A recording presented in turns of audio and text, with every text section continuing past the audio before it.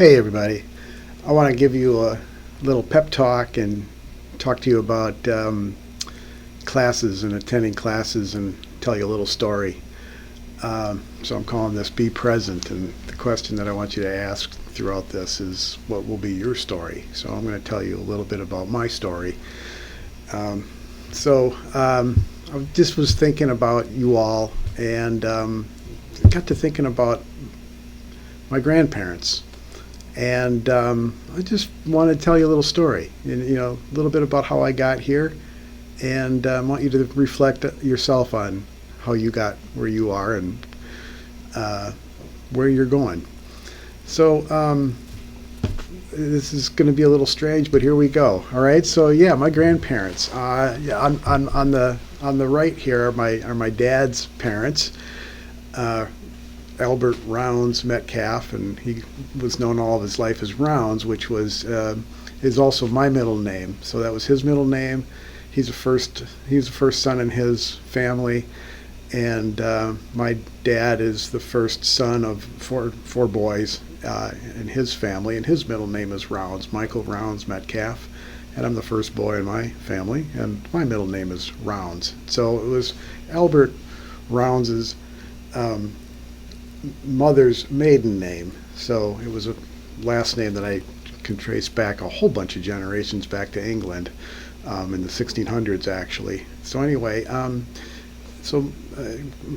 he was Gramps to me, but he was Rounds to everyone else. He went by his middle name, so everybody knew him as Rounds. And this is him probably close to, I don't know, that I'm guessing that might be a high school picture. And this is my grandmother, Ruth, and maybe her high school picture. I'm not sure. And this is some early, I don't know when that would be in their life. Can't guess their age there. But anyway, those are my dad's parents. Those are my grandparents. And I was really close to this grandfather. And my grandma Ruth died when I was, I don't know, I think about second or third grade. And I didn't really get to know her. Being a little kid, she was a present factory to me, to be honest with you. I mean, when I saw, she gave great presents, birthday and Christmas presents. Very materialistic memory that I have of her. Okay, she died of cancer when I was, second, third grade. And so I don't know her as a person, as an adult. My grandfather lived until into his 80s, and he was, I think in my first or second year of graduate school when he died. I gave a eulogy at his funeral, and I was close to him. On my mom's side, I have even less, in fact, no memories and less memories. This is my grandfather, my mom's father. His name's Edward Arndt, and my mother didn't even know him. He was killed in a work accident when she was 2, I believe. He very heroically volunteered to do a job at work that wasn't his. Something needed repair, and he worked in a paper mill and was in central Wisconsin.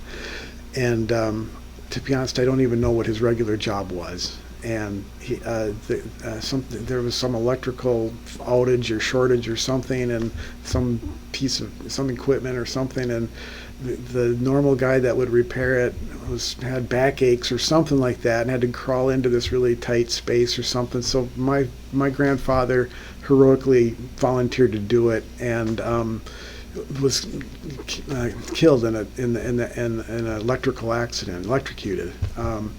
So my mother was 2. She's the youngest of 3 children, and so she grew up without a father. She didn't ever know the man herself. And this is a picture of him. He was in a band. He played accordion in a band called the Mountain Boys. I know very little about him. I don't. He's 1/4 of my heritage, my ancestry, and I sitting here reflecting on him and realizing I know almost nothing about the man. And whoops. So this is my mom's mom, my grandmother, Loretta.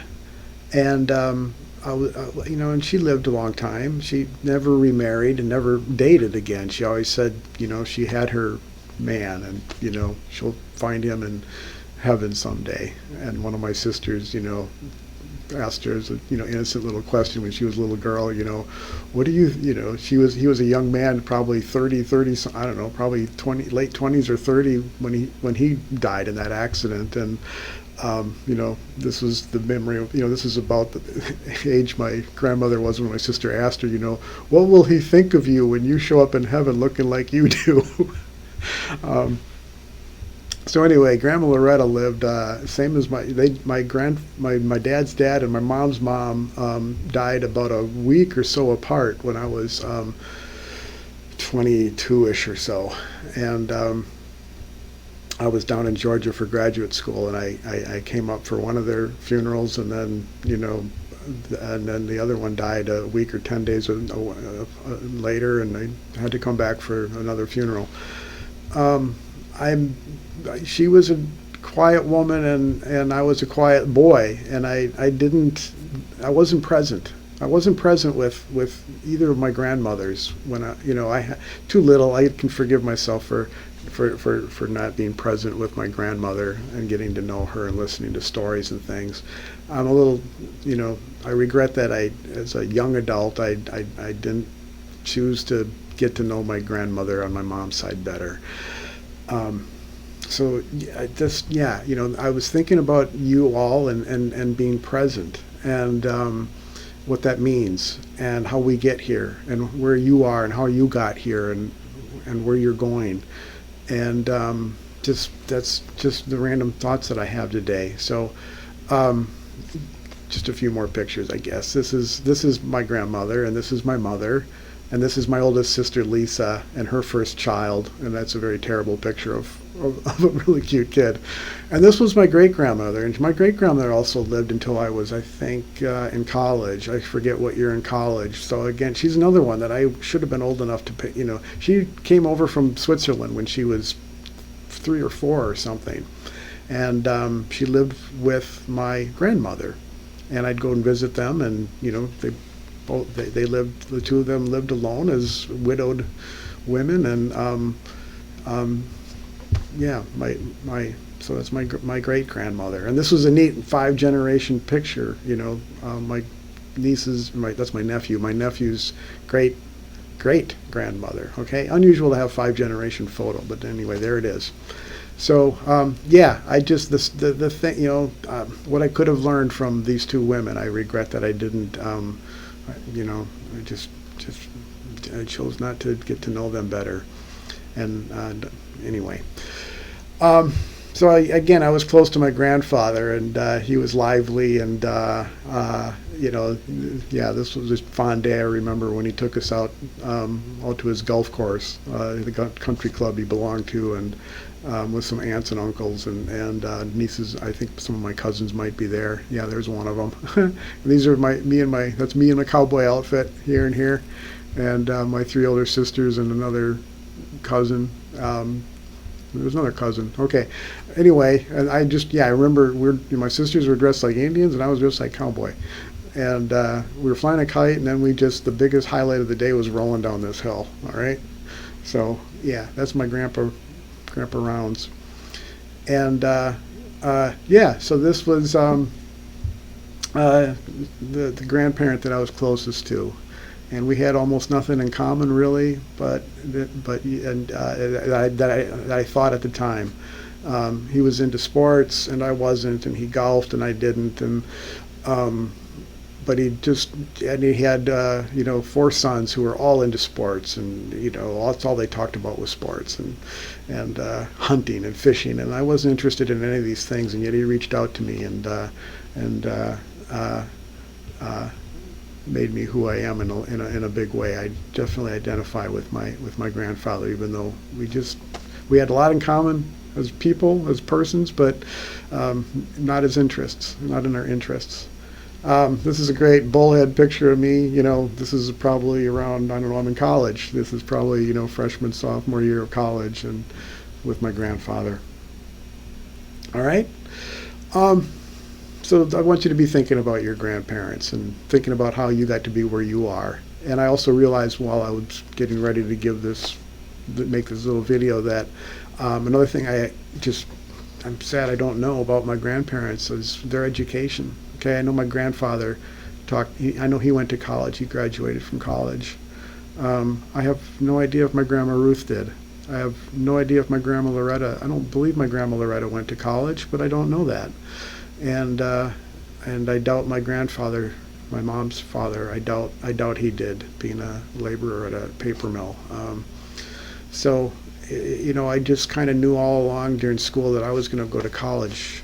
On my dad's side, that was a thing. People went to college, and his father was a dentist, and I got fun stories about how that line of my family came into some money as minors, and one of them spent it on education and made sure all of his brothers and all their offspring were all educated. So that's how higher education, came into that arm of my family, and so my father is an architect, and I went to college when I was this kid standing there. I had no idea what I wanted to do, and yeah.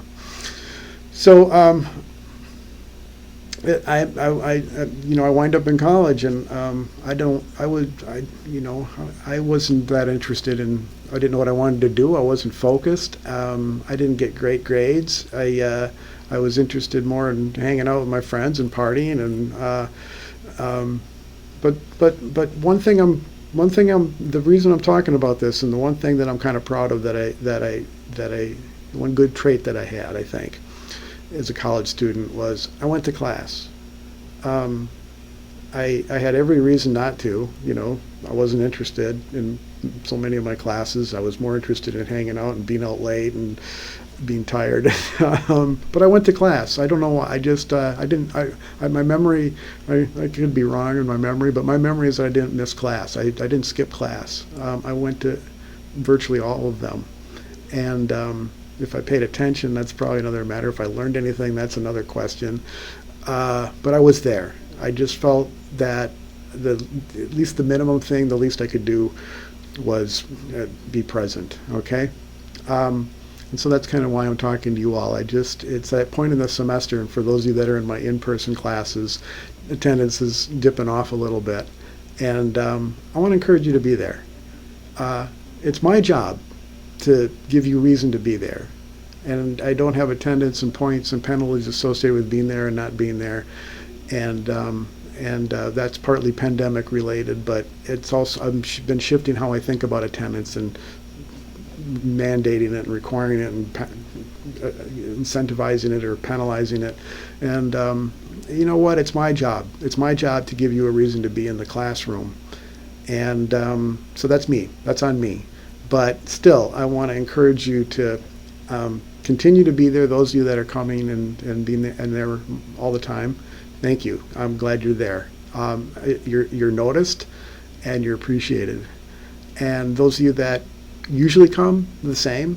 For those of you that choose not to go, I just want to, have you think another time about it. All right. So this is just a little, in my attempt to try to talk you into it. If if you haven't been coming to class, so reflect upon the reasons why you don't, and I want to encourage you to be there. So to be present, literally and figuratively in our lives is an important thing.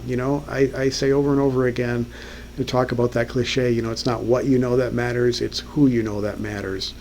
And as you all if you've heard me say it, I add the extra element to that. It's neither of those are true. It's who knows you that matters, right? It doesn't matter that you know people. If those people don't know you, if important people don't know you, then it doesn't matter that you know them. Okay? So networking and just being in the room sometimes is an important thing. So I had one more picture I forgot.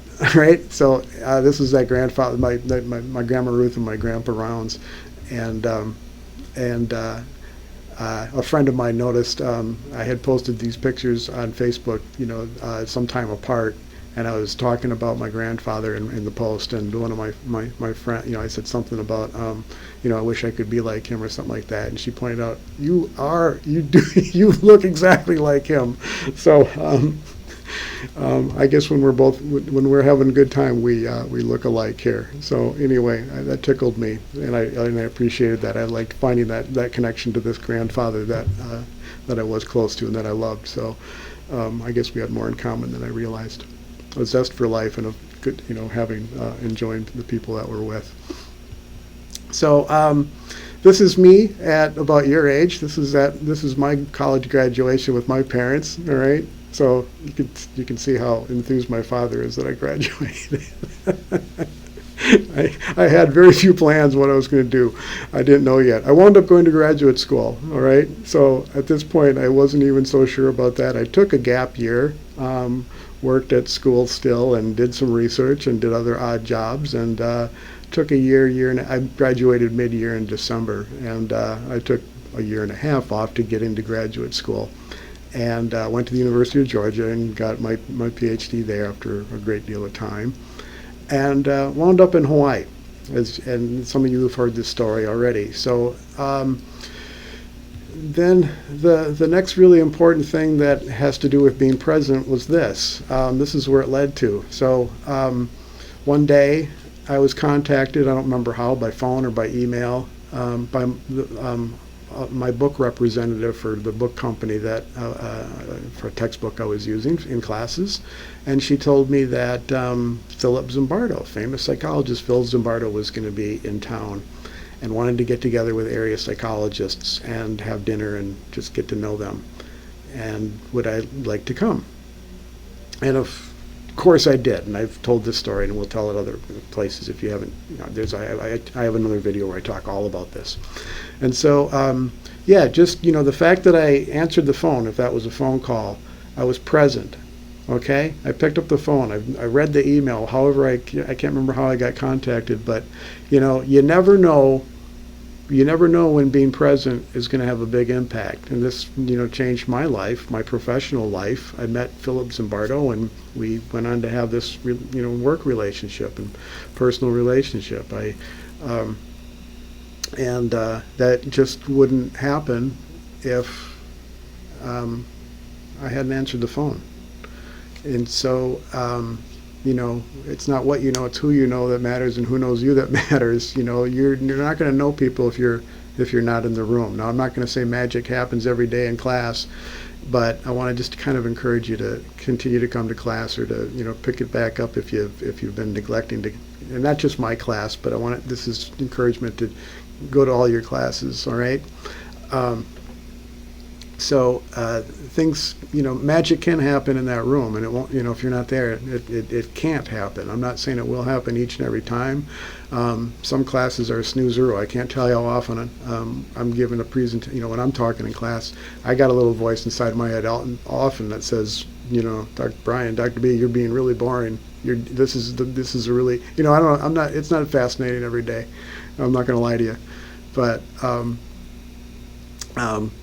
something can happen. You might learn something. You might talk to somebody. You might meet somebody in class. You might meet your friend. You might go on to, you might learn a new opportunity from another student. I might just mention an opportunity in class. I might say, hey, you guys should go attend this, or hey, there's a guest lecture, or I just might announce something spontaneously. I might show you something that will change. You never know. Your life might change because you happen to be in the room that day. All right. So it's just something to think about. I just want you to just be present. Be present. All right. Come to class. Go to your classes. That's you're missed when you're not there. We're all masked up. We're in big auditoriums. I'll be honest with you. Some of you I can't see. Some of those rooms are dark. You're far away. You have a mask on. I'll be honest with you. I don't even know who you are. All right. You should change that. It's up to you. I can't see you. I can't get to know you that easily during class. But anyway, I know when you're not. I know when you're there. I know when you're not there. Maybe not individually, but anyway, you're missed when you're not there. Class isn't quite whole if you're not there.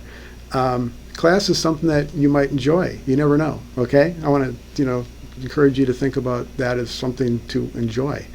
And you can't enjoy it if you're not there, all right? So be there.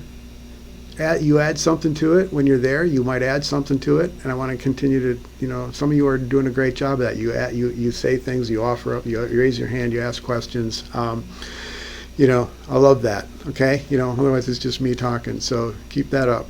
Keep asking questions. Keep answering my questions, and let us know things. Okay, I'm not the only one that can impart, wisdom in the room. So share yours. You can't do that if you're not there. All right, you can add something to class, and you do add something just by you being there. Your presence adds something to me. It means a lot to me when you're there. All right, and it means something to your classmates as well. Even if you don't say anything, even if if nothing exciting happened during a given day, you're missed. All right, and just so think about that. Think about how you got where you are. Think about where you're going. Think about your grandparents. Something to think about, okay? So be present, literally and figuratively. That's all. See you next time.